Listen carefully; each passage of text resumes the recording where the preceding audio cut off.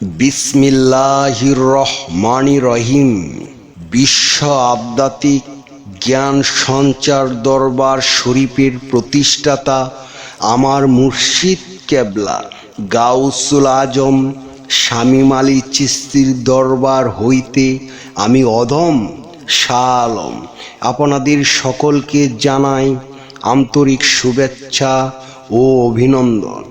আমার মুর্শিদ কেবলা গাউসুল আজম শামীম আলী চিশতির দরবার হইতে আরও একটি আলোচনা নিয়ে আপনাদের সামনে হাজির হইলাম। আশা করি সকলে ভালো আছেন এবং সকলেই মনোযোগ সহকারী এবং ধৈর্য সহকারী শুরু থেকে শেষ পর্যন্ত সম্পূর্ণ আলোচনাটি শুনুন। আমি যে আলোচনাটি নিয়ে আপনাদের সামনে হাজির হইলাম সেই আলোচনাটি হলেন মারফতের দৃষ্টিতে নারী ও সাধনা। এই নিয়ে কিছু তত্ত্ব আলোচনা করিব, তাই সকলেই মনোযোগ সহকারী এবং ধৈর্য সহকারী শুরু থেকে শেষ পর্যন্ত সম্পূর্ণ আলোচনাটি শুনুন। শুরুতেই বিশ্বের সকল স্তরে লোকদের উদ্দেশ্য করে বলছি, আমার লক্ষ্য আমার মুর্শিদ কেবলা গাউসুল আজম শামীম আলী চিশতির লেখা গ্রন্থের বিষয়বস্তু আপনাদের সামনে উপস্থাপনা করা, যাতে আপনারা সকলেই হাকিকত জানতে পারেন, বুঝতে পারেন এবং হাকিকতের জ্ঞান নিতে পারেন। আমি যে আলোচনাটি নিয়ে আপনাদের সামনে হাজির হইলাম, এই আলোচনাটি আপনাদের জন্য অনেক গুরুত্বপূর্ণ। এই আলোচনার মাধ্যমে আপনারা সকলেই জানতে পারবেন মারফতের দৃষ্টিতে নারী ও সাধনা কি। তাই সকলেই মনোযোগ সহকারী এবং ধৈর্য সহকারী শুরু থেকে শেষ পর্যন্ত সম্পূর্ণ আলোচনাটি শুনুন। নারী মানে কেবল নারী দেহ নয়, মারফতের ভাষায় নারী প্রতীক। নারী মানে সৃষ্টি, আল্লাহর প্রকাশ। যেমন মা ছাড়া সন্তান হয় না, তেমনি সৃষ্টি ছাড়া স্রষ্টার পরিচয় পাওয়া যায় না। তাই নারীকে বলা হয় মারফতের মূল। দেহ সাধনার রহস্য। সাধক যখন নারী পুরুষের মিলনের রহস্য বুঝে, তখনই সে বুঝে পুরুষ আর নারী প্রকৃতি একত্রে মিলনই পূর্ণতা। এই মিলন কেবল দেহে নয়, বরং অন্তরে।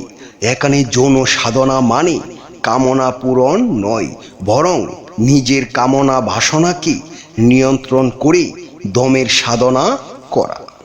দমের সাধনা ও আত্মশুদ্ধি। নারী পুরুষের সম্পর্ককে কেন্দ্র করে সাধক শিখে কামনা দমন না করলে হৃদয় শুদ্ধ হয় না। দমের শ্বাস প্রশ্বাসের মাধ্যমে কামনাকে পরিশুদ্ধ করলে অন্তর পবিত্র হয়। দেহ সাধনা মানে নিজের রিপুকে নিয়ন্ত্রণ করা। নারী বীর্যের প্রতীকী ব্যাখ্যা। নারী বীর্যপান কথাটি প্রতীক। এর মানে নারীর ভিতর লুকানো আলোক সুধা গ্রহণ করা। অর্থাৎ নারীকে কেবল ভোগের বস্তু মনে না করে তাকে আল্লাহর রহস্যময় সত্তা হিসেবে জানলে সে জ্ঞানী সাধকের পবিত্রতার উৎস হয়। স্রষ্টাকে লাভের পথ। নারী পুরুষের মিলনের মাধ্যমে আল্লাহ দেখান সৃষ্টি আর স্রষ্টা কখনো আলাদা নয়। নারী ছাড়া যেমন পুরুষ অপূর্ণ, তেমনি সৃষ্টি ছাড়া স্রষ্টার পরিচয় ধরা যায় না। তাই নারীকে সম্মান করে তার মাধ্যমে আল্লাহর রহস্য চিনলেই সাধক মারফত হাসিল করে। নারী মারফতের মূল প্রতীক। দেহ সাধনা মানে কেবল যৌন কর্ম নয়, বরং দম, কামনা ও আত্মার শুদ্ধি সাধনা। নারীকে বুক করলে নয়, বরং নারীকে আল্লাহর নিদর্শন মনে করে সম্মান করলে স্রষ্টাকে পাওয়া যায়। নারী ও পুরুষের মিলন আসলে সৃষ্টি ও স্রষ্টার রহস্য উন্মোচনের প্রতীক। হে জগৎবাসী, আমি অদম শাহ আলম সকলের উদ্দেশ্য করে বলছি, এই মারফতের ভাষায় বলা হয়, নারী হলো আল্লাহর আয়না। নারীকে বুক নয়, নারীকে জেনে সম্মান করে ও তার মধ্যে লুকানো স্রষ্টাকে চিনলেই প্রকৃত সাধনা পূর্ণ হয়। আমার আলোচনার সর্বশেষ মূল কথা হলো নিজেকে চেনা ও জানা। নিজেকে জানা মানে শুধু নাম, পেশা বা রূপ জানা নয়, বরং আত্মার উৎস, উদ্দেশ্য ও শেষ গন্তব্য। যে নিজেকে চিনতে পারলো সে তার রবকে চিনতে পারলো, আর যে রবকে চিনতে পারলো সে প্রকৃত মুক্তি ও শান্তি লাভ করলো। নিজেকে নিজে চেনা যাবে না, তাই নিজেকে চেনার জন্য একজন চেনা লোক প্রয়োজন। কারণ যে নিজেকে চিনে সে আপনাকে চিনাতে পারবে, আর সেই চেনা লোকটি হবে একজন কামেল মুর্শিদ। হে জগৎবাসী, মনে রেখো, তুমি হাজার হাজার বই পাঠ করে মহাপণ্ডিত হয়েছ, অথচ তুমি কখনো তোমার নিজ দেহকে পাঠ করোনি। তুমি বহুবার ঈশ্বরকে পাওয়ার জন্য মন্দিরে, মসজিদে ও গির্জায় দৌড়িয়েছ, অথচ তুমি কখনো নিজের হৃদয়ের গভীরে তাকিয়ে দেখোনি। হে জগৎবাসী, আমি অদম শাহ আলম সকলের উদ্দেশ্য করে বলছি, মনে রেখো, অপবিত্র আত্মা জমজমের পানি দিয়ে গোসল করলেও পবিত্র হবে না। যতক্ষণ পর্যন্ত কামেল মুর্শিদের কাছে বায়াত না হবে, মুর্শিদ ব্যতীত পরিশুদ্ধ হবে না তোমার অপবিত্র মন। কারণ পরিশুদ্ধ আত্মা বিনে পাবে না স্রষ্টার দর্শন। আকাশ পাতাল খুঁজে কেউ পাইল না মাওলার সন্ধান, কামেল পীরের কাছে গেলে দেখাবে তার আসল স্থান। হে জগৎবাসী, আমাদের সকলের একজন কামেল মুর্শিদ প্রয়োজন। যদি কোনো কামেল মুর্শিদের সন্ধান না পান, তাহলে ইউটিউবে যাইয়া শামীম আলী চিশতি লিখে চার্জ করেন, তাহলেই পেয়ে যাবেন একজন কামেল মুর্শিদের সন্ধান। সকলেই দেখুন একজন কামেল মুর্শিদের রূপ সুরত কীরকম হয়, সকলেই শুনুন একজন কামেল মুর্শিদের কথা ও কণ্ঠ কীরকম হয়। যাকে দেখলে আপনার ভিতরে প্রেম জাগ্রত হবে, যার কণ্ঠ শুনলে আপনার হৃদয় শীতল হবে। যদি ভালো লাগে তাহলে বিশ্ব আধ্যাত্মিক জ্ঞান সঞ্চার দরবার শরীফে চলে আসুন।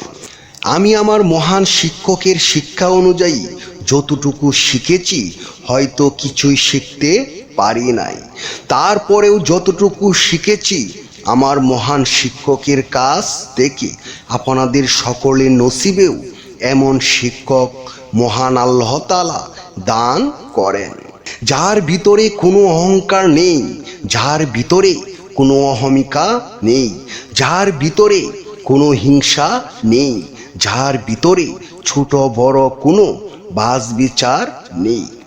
সবাইকে সমান তালে ভালোবাসা প্রদান করেন। তিনি আর কেউ নন, তিনি হলেন সোনালী চন্দ্র রূপ লাভ করা আমার মহান পীর কেবলা জান গাউসুল আজম শামীম আলী চিশতি কামেলে মোকাম্মেল। জয় গুরু, জয় সুফিবাদ, জয় হোক পাক পাঞ্জাতন, জয় হোক বিশ্ব মানবতার, সুখী হোক সকল জীব। আমি যে আলোচনাটি আপনাদের সামনে করেছি, এই আলোচনাটি আপনাদের কাছে কতটুকু ভালো লেগেছে? যদি ভালো লেগে থাকে তাহলে আমাদের এই চ্যানেলটি সাবস্ক্রাইব করে দিবেন, সামনে ভালো ভালো আলোচনাগুলো পেয়ে যাবেন।